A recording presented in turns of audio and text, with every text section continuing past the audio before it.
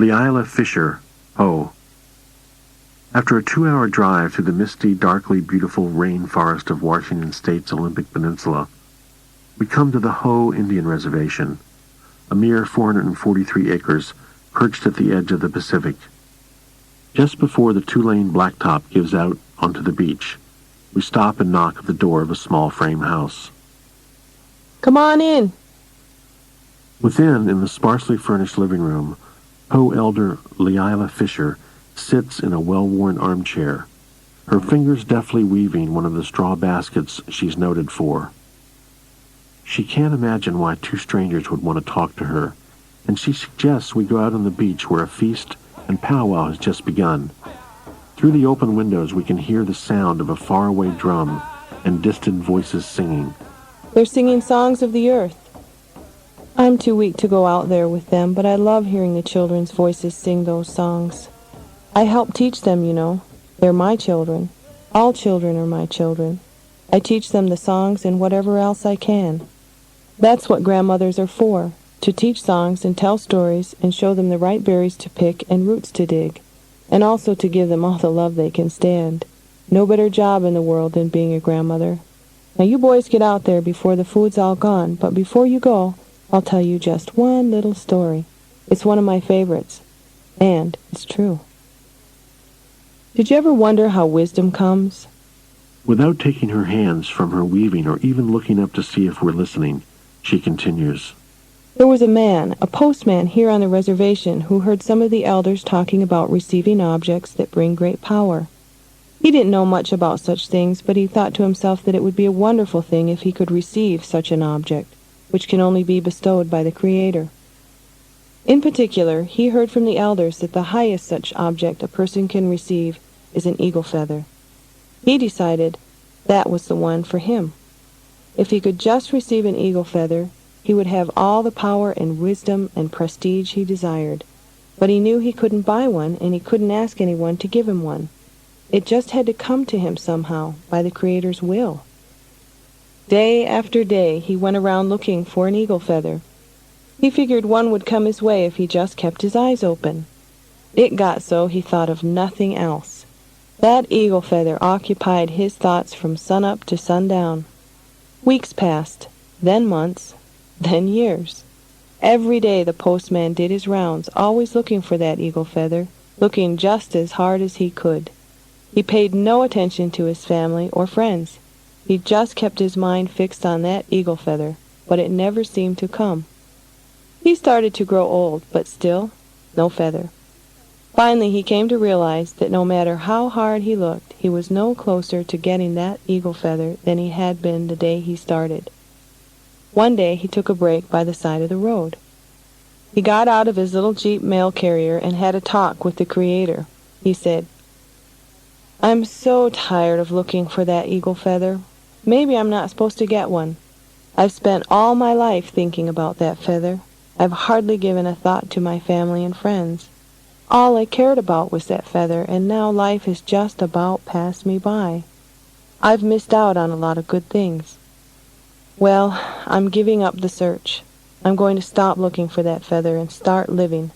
Maybe I have enough time left to make it up to my family and friends. Forgive me for the way I've conducted my life." Then, and only then, a great peace came into him. He suddenly felt better inside than he had in all these years. Just as he finished his talk with the Creator and started getting back in his Jeep, he was surprised by a shadow passing over him. Holding his hands over his eyes, he looked up into the sky and saw, high above, a great bird flying over. Almost instantly it disappeared. Then he saw something floating down ever so lightly on the breeze. A beautiful tail feather. It was his eagle feather. He realized that the feather had not come a single moment before he had stopped searching and made his peace with the Creator. He finally learned that wisdom comes only when you stop looking for it and start truly living the life the Creator intended for you. That postman is still alive, and he's a changed person. People come to him for wisdom now, and he shares everything he knows.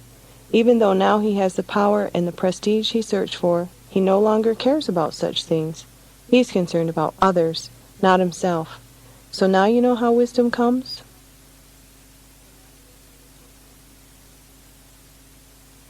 Buffalo Jim, Seminole. As we leave Alligator Alley and drive up the narrow paved road to the Big Cypress Seminole Indian Reservation, we pass a small bullet-riddled sign. U.S. Government Property, Department of the Interior. The land on either side is brown and grim, a flat and monotonous expanse of nearly dry sawgrass marsh dotted with sparsely treed hummocks, knoll-like remnants of former islands in the now largely drained swamp called Big Cypress, just north of Everglades National Park. At a small roadside grocery and diner, the only commercial establishment in sight, we stop to ask the way to the home of Buffalo Jim, the aged medicine man we're seeking out. Minutes later, we drive up a dirt rut of a road that gives out in a patch of tall brown weeds and ragged undergrowth from which rises a plain rectangular cinder block house. We knock. There's an abrupt rustling sound inside, then silence. We have that sense of nervous expectation we invariably get when approaching one of the grandfathers or grandmothers for the first time. We know we are about to be measured, and measured hard. Now the door opens a crack, and there he stands, a bent but still tallish reed of a man with a long face enmeshed in an intricate filigree of deep, leathery wrinkles.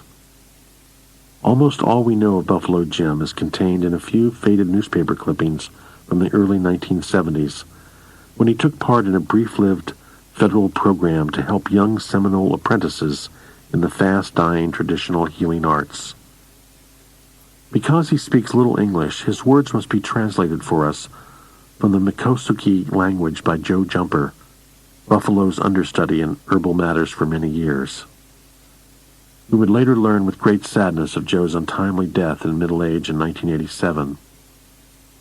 Widely revered among his people for his herbal knowledge and spiritual powers, Buffalo has practiced medicine for more than 70 years, being especially renowned for his ability to ease pain through the use of sacred curing songs. Of such matters, however, he refuses to speak. White man always wants to know what he can't understand, what can only hurt him. But if you want to talk about other things than medicine and ceremony, come in. Buffalo, his first name is Buffalo, his family name is Jim, was born, according to tribal records, on January 11th, 1889. That would make him 94 at our first visit in 1983, and 100 at our last in 1989. Buffalo, however, insists he's several years older than that. The path to his little house is always busy. In a cluttered back room, he works up special potions, prepared according to ancient formulae. Out back in the bountiful vegetation of encroaching swamplands, a natural pharmaceutical garden of remedies grows right up to his door. Patients often leave a chicken or ham or slab of beef for payment. He's wearing 2 watches and 5 rings, gifts from patients, on our first meeting. He gestures for us to sit down around the kitchen table. Ask me questions from your heart, and I'll give you answers from my heart. We have no particular questions, Buffalo. What would you like to talk about? After a deep silence, he smiles, chuckling. We can talk of birds. He laughs, flapping his arms as if to fly. He holds up an eagle feather someone has brought for a blessing. Birds have always been important to the Indian because they go where they wish. They light where they may, and they're free. We take these feathers from the birds. We use them in our ceremony because the feathers remind us of the Creator. The eagle flies highest in the sky of all the birds, so he is the nearest to the Creator, and his feather is the most sacred of all. He is the highest of the birds, and so he belongs to all the tribes, to all the peoples. And then each tribe has a lesser bird of its own. For the Seminole, it's the heron. Taking us out to the little open-air palm-thatched chickee outside his house, Buffalo continues. The Creator told us 2 things will happen just before the end of the world. The first thing is that we will lose our language.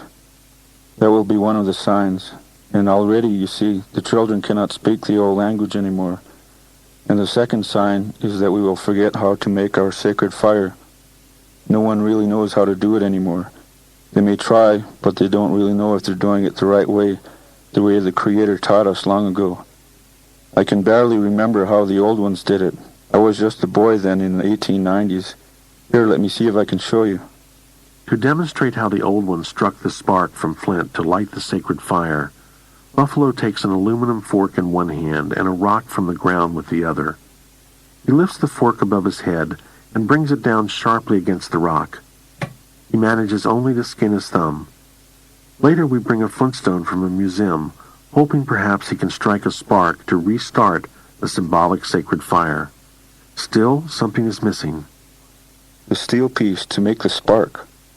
He's gotten a bit of dry cypress bark, the traditional sacred kindling used in Seminole ceremony, and now, sadly, shrugging his thin shoulders, simply lights it with a match. An impromptu and improper sacred fire, perhaps, but nonetheless sacred to those of us standing there. Its brief spurt of living flame and quick guttering out bring us back to the subject of the end of the world. The earth is like an animal. When an animal is sick, it wiggles and twitches. Just before it dies, it shakes even harder, shakes all over. That's what we call the earthquake and the volcano. You'll see it's already starting to happen. The world is wiggling and twitching and shaking just before it dies. The Creator made it so that Florida was shaped like the nose of a deer. One of these days soon the Creator will break the nose off the deer. Florida will break off and fall into the sea. Yes, you watch, it will happen. The time is just about here. Nothing can stop it. And what will happen to the people of Florida? He smiles darkly, rocking slightly in his chair. I'll be dead. I'll be dead. Buffalo's dark smile now turns benign and brightens. Next we talk of beginnings.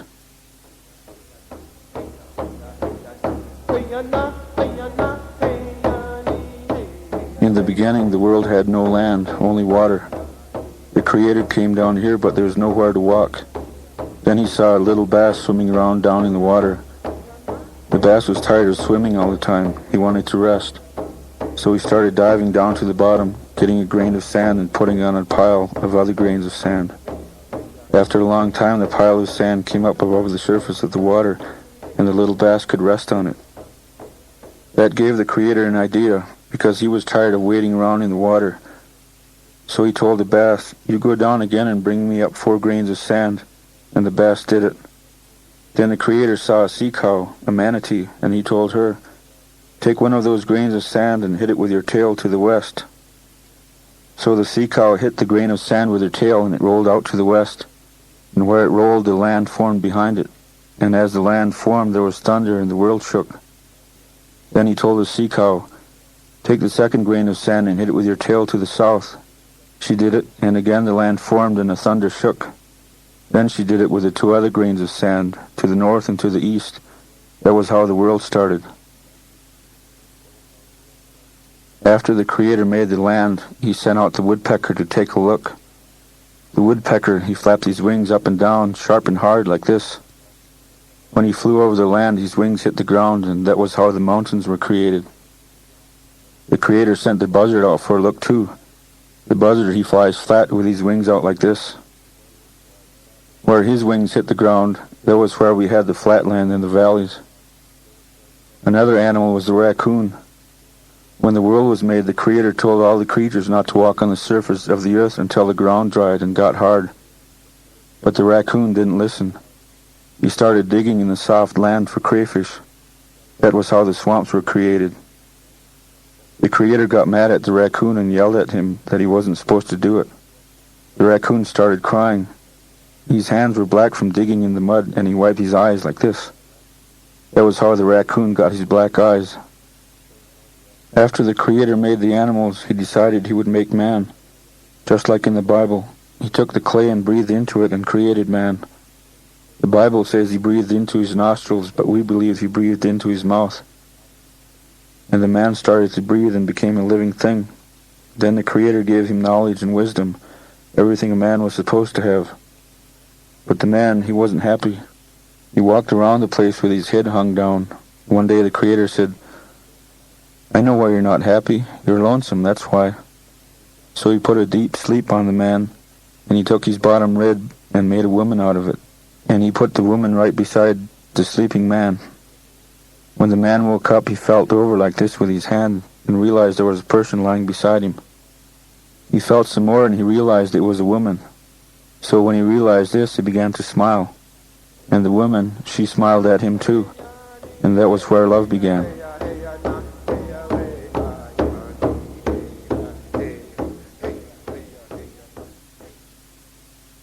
On a second visit, we bring an old wooden cane with a stylized reptile carved into its handle. It was given to us by Santa Fe art dealer Fred Klein, who suggested it was probably Seminole. Joe Jumper, the middle-aged herbalist who has been interpreting buffalo for us, shakes his head at the cane. Maybe Seminole, maybe not. I've never seen one like it. Show it to Buffalo, he'll know. Sitting on a bench outside his house, Buffalo takes the cane across his knees and strokes it like a living thing. He stares at it hard. Yes, it's Seminole. Very old, from long before I was born. It was a chief, someone important. The carving looks maybe like an alligator. He could have been Alligator Clan. But we don't have such a clan anymore. I think probably it's not alligator, but a snake with legs. They used to have those. A cane like this might be given to a visitor through Seminole country. As long as he had it, nobody would harm him. Today we don't have such canes anymore because we don't even own our own land. Sometimes I think we're only visitors here too. Buffalo continues stroking the cane. It still has power. The old man's power is still in it. The next day we return. Buffalo has kept the cane overnight and seems agitated. He tells us he had a dream last night. A man came, a very old man, bent over but very powerful. He wore deerskin trousers and a Seminole shirt, and he had a turban on his head. He was a medicine man, a sorcerer, a great chief of our people. He was the man who made this walking stick. His power is still in it, so take care. It can help you, but it can kill you too. Yes, a sorcerer. Maybe Coacuchi, Chief Wildcat himself. He was a real medicine man, much more powerful than Osceola. That was when our people fought the U.S. Army and we hid in the swamps. The Army tricked us, arrested Osceola and Wildcat under a phony white flag of truce. They put them into the prison in St. Augustine. Osceola, he never got away. Later they killed him. But Wildcat, he did magic. For 4 days he didn't eat anything. The soldiers laughed at him. They threw water at him. But on the 4th night he made the stone wall so soft that he reached his hands in like this and made a hole and let the people go through. And he also squeezed the people small enough so they could go through that hole. Once they were out, he told them to head south. And he made it so the soldiers were like they were asleep, and so the dogs couldn't bark, and so the people made no tracks where their feet touched the ground. We had great leaders back then, leaders who could make a miracle, who knew the old instructions. There won't be any more leaders like that. I'll be dead, dead forever. With obvious reluctance, he returns the cane. Bring it back when you don't need it anymore. Years later, in 1989, we honor his request, returning the sorcerer's cane to the Seminole tribe of Florida in honor of Buffalo Jim. James Billy, chairman of the tribal council, arranges a poignant ceremony in a large chikee at Big Cypress. Once again, Buffalo lays the sorcerer's stick across his knees. His fingers lovingly stroke the time-burnished wood. With a fingernail, he traces the carved reptile on the handle. He speaks again of Wildcat. He could throw this stick on the ground, it would turn into a snake, and then he could turn it back into a stick. He had that power, sometimes for good, sometimes for bad. After the ceremony, Chairman Billy asked Buffalo to do some medicine on the cane to ward off any evil influences that might still be lurking in it. Before we leave, Buffalo also prepares for us a jar of cold tea made of bitter root and various leaves and herbs. He has us drink some of it and instructs us to splash the remainder over our heads and bodies for the next 3 days. That old sorcerer might have worked some spell into the cane. No doubt Wildcat had had little use for white men. Shortly before his death in 1857, he had said, "I may be buried in the earth or sunk in water, but I shall go to the spirit of my sister and live with her. Game is plentiful there, and there the white man is never seen." As we drive away from Big Cypress at nightfall down the dark expanse of Alligator Alley, a sense of well-being warms us, a vibrant inner awareness that we've had a personal part in bringing that cane back home, where it wanted to be, where it insisted on being. We feel at peace now with the sorcerer who made it, but are thankful nonetheless for Buffalo Jim's jar of protective medicine, fresh from the Everglades. Tom Porter, Mohawk. Tom Porter, Mohawk chief of the Bear Clan at Akwesasne, New York, tells this true story about following the advice of the old ones. My grandmother was a seer. She came to me when I was 17 or 18, already at the age when my cousins were trying to take me to beer joints and stuff like that. My grandmother was against that. She said, if you care anything about me, you won't drink alcohol. Well, of course, I loved my grandmother, and there was no way I was going to shame her. I told her I didn't do much drinking and didn't intend to start. She looked at me. She had a way of looking when she wanted to talk about important things. Come here, she said. There's something you've been thinking about pretty heavy. So I sat there at her table. She took a cup of green tea, and she said, we're going to find what's the problem, so it doesn't turn into an even bigger problem. She looked down into the cup, and her eyes opened wide, like she could see things in there, secret things about the future. Now, my grandmother, when she was inspired, always made a special sound. It sounded like, oh, wow. If the inspiration wasn't there, you wouldn't hear that sound. But if she was really inspired, you'd hear, oh, wow, like that. So this time, I knew it was really important because she held a cup of tea and stared down into it and said, oh, wow. She looked at me with that look. So you're thinking about looking for a woman now, huh? She looked down in the cup again. Oh, she said, I can see a bunch of them in there. And that's what you've been thinking about now. Women. Then she got a worried look on her face. She pointed into the teacup. All kinds of women. But if you get the wrong one, you're going to have big trouble. You've got to be careful. She squinted her eyes and pointed her finger into the cup. Now, she said, right here, look at this one. A pretty girl, nice complexion, just like a doll. She's got a nice shape, nice curly hair. This girl will come over where you're standing and rub her chest up against your shoulder. And when she does, oh, you won't know whether you're standing there frontwards or backwards, because a woman has power, especially a pretty woman. Well, you can say hello to her, but don't go much further than that, because if you do, you're going to regret it. You'll cry every day for the rest of your life if you get serious and marry that girl. So watch out for her. Then my grandmother pointed back in the teacup and said, oh, here's another one. She's a little taller with straight hair. She'll rub her legs on your legs, and you won't know nothing anymore but that lovely pair of legs. She looked like she's good, but she's only good for a little while. Then she's going to jump on your back, and she's going to pull your hair, and you're going to cry if you hook into that one. Again, my grandmother pointed in the cup. Oh, and here's another one, with a good shape, but a little bit heavy. And she really likes to laugh. She's going to hold your hand and swing you around. This one's going to take you to bed right away, but you watch out, she's a joker. She don't know how to be a mother, or how to cook, or how to sew. She don't know how to do nothing. She's a dancer, and party, party, party, dance, have fun, and laughter. That's all she's good for, so don't pay any attention to her. Now my grandmother looked down into the teacup again and swirled the dregs real hard. And then she said, oh, wow. Here's one, but gee, she's only about that tall.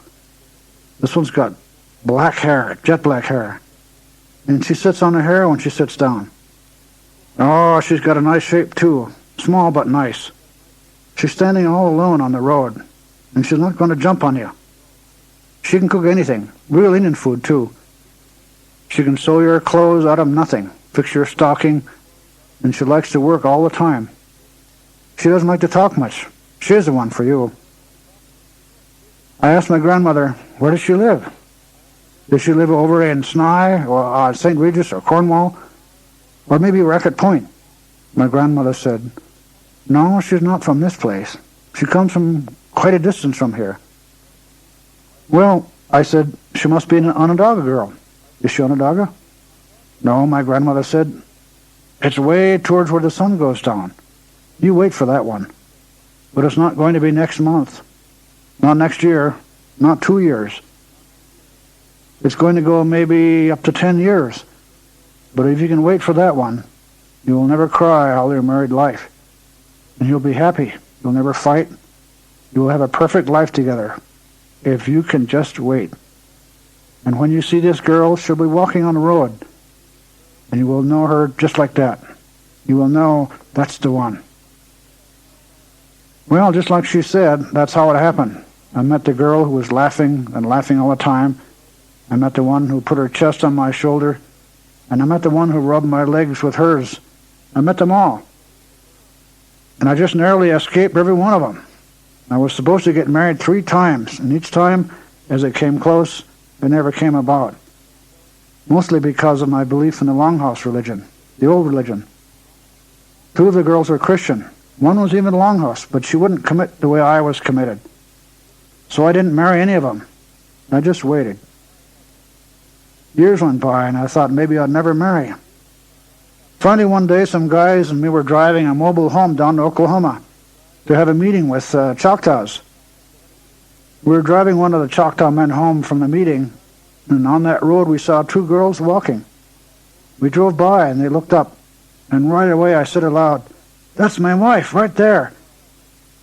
I should have said it to myself, but I was just so surprised to see her. We offered them a ride, and they were 2 sisters, Choctaws.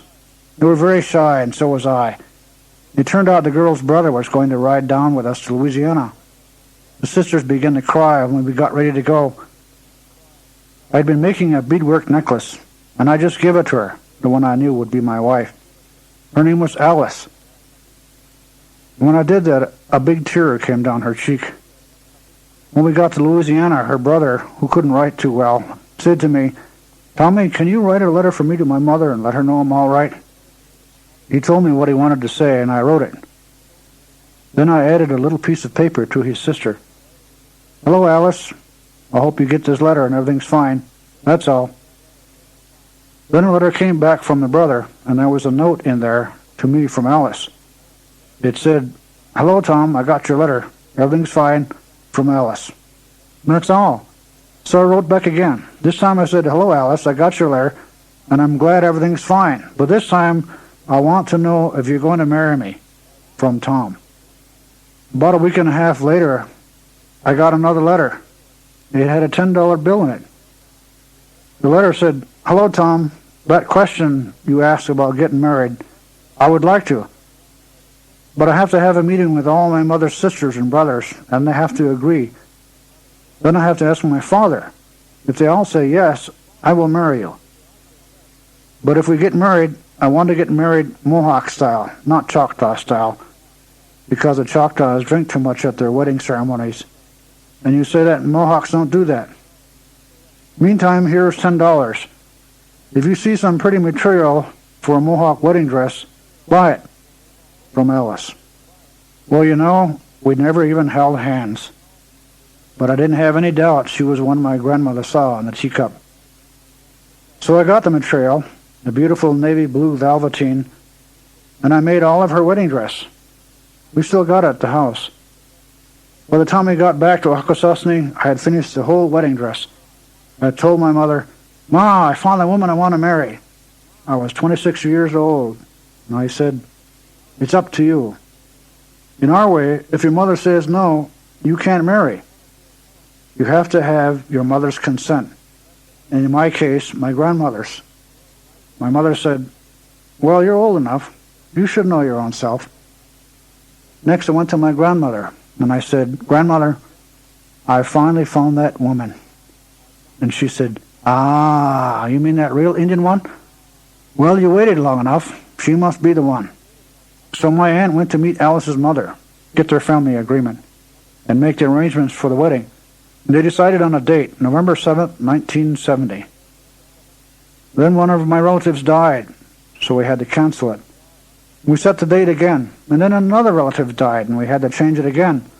A third time we set the date, and this time, the night before the wedding, one of my friends, who'd been sewing my wedding shirt just that day, got killed in an auto accident. When I heard he got killed only a few hours before the wedding, I started to cry my head off. We had hundreds of pounds of food for the wedding. People had come from all over, and the longhouse was packed with guests. My grandmother said, "If you don't go through with it this time, then you must cancel the wedding forever. You two can never get married." So my aunts got together with the chiefs and made the decision. They talked to my dead friend's mother to see if it would be okay with her. And she said yes, and they told me, "Go ahead and get married."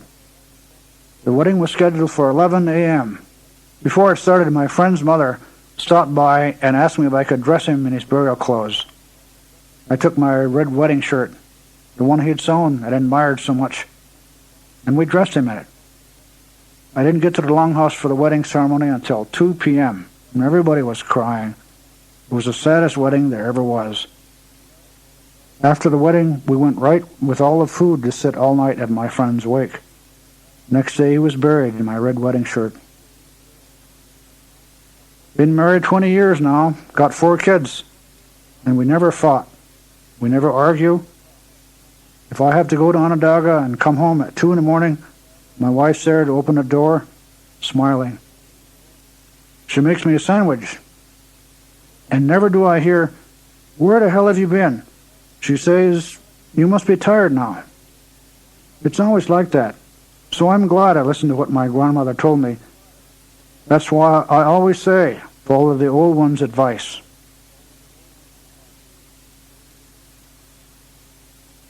Thomas Banyaka, Hopi.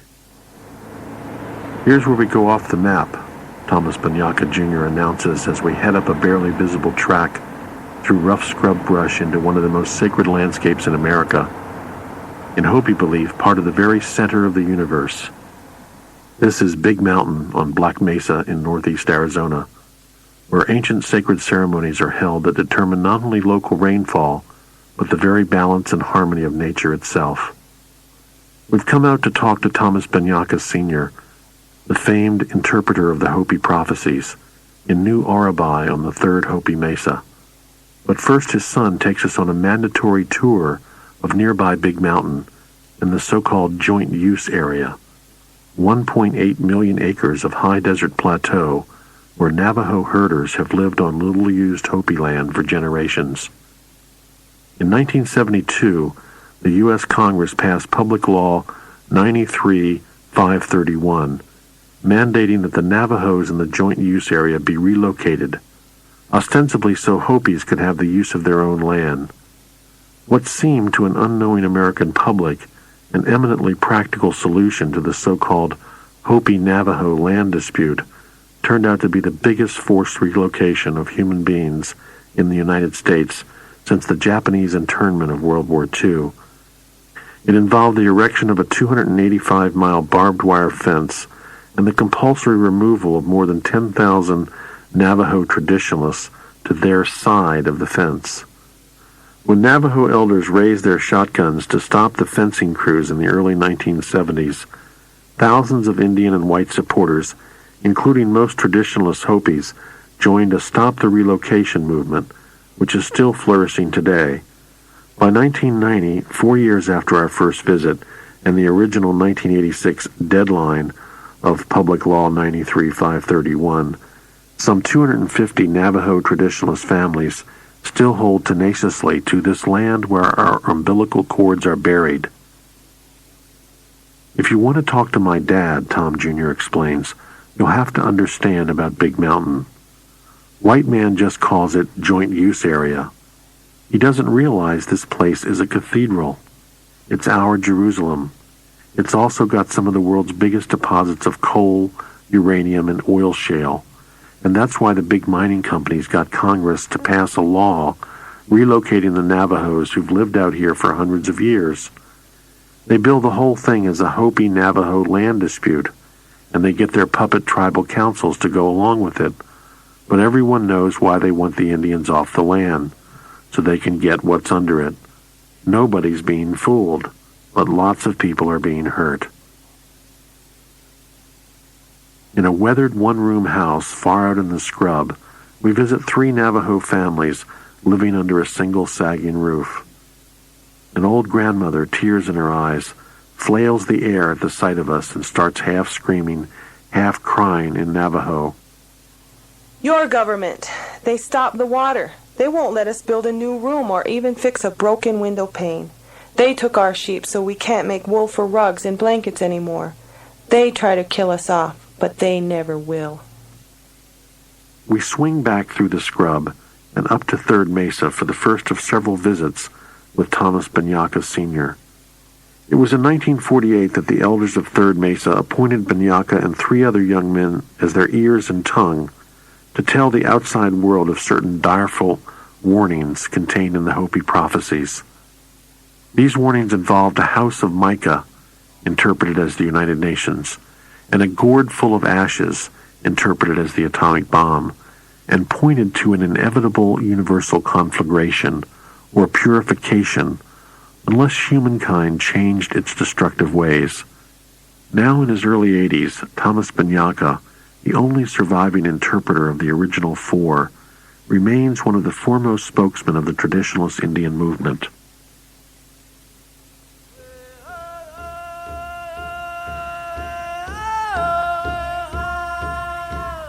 We're the first people here. We're the aborigines of this continent.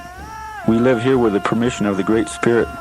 Now your Congress passes laws telling us where to live. But the supreme law of the land is the Great Spirit's, not man's law. Your Congress can't tell us where to live. Only the Great Spirit can do that. There's no Hopi-Navajo land dispute. There's only white man's endless greed. We traditionals don't recognize the Hopi and Navajo tribal councils that your government set up like puppets so they could take away our land. It's all because the mining companies want the coal, and even more, they want the uranium to create nuclear weapons. Our prophecies speak of those weapons. They're called the gourd of ashes that the white man will throw back and forth, and there will be a fire in the sky that no one can put out. If you don't stop what you're doing, nature will intervene. Other forces far beyond your control will come into play. The last stages are here now. All these earthquakes and volcanoes and fires and hurricanes, these are the final signs, the final warnings. These are the last stages. Our prophecies tell us in the last stages the white man will steal our lands. It's all happening now. We pray and meditate and ask the Great Spirit to keep the world together a while longer, but it's coming. The purifiers are coming. We don't want these weapons made up of the uranium you take from our land. If you take the uranium, the lightning won't come and bring the rains. The uranium attracts the lightning. Take it away and the lightning won't come. You have no right to take the lightning from us. The Navajos help guard the land for the Hopi. We don't want them to leave. This is their sacred land too. The white man is the one who needs to leave before nature intervenes. The Great Spirit made us caretakers of this land. We take care of it with our prayers and our ceremony.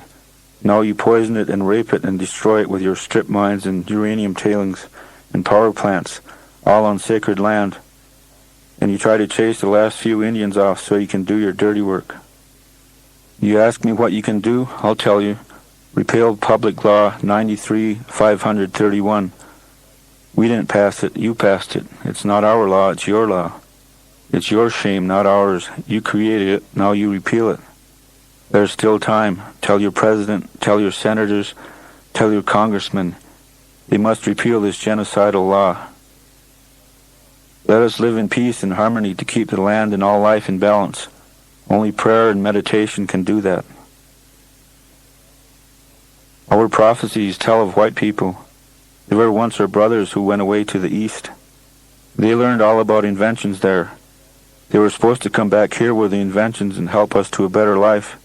They would complete our spiritual circle, but instead of bringing the symbol of a circle, they brought the symbol of a cross. The circle brings people together. The cross sets them apart. The cross is a divider, and that's what they want to do to us Indian people. They want to hang us on a cross of uranium.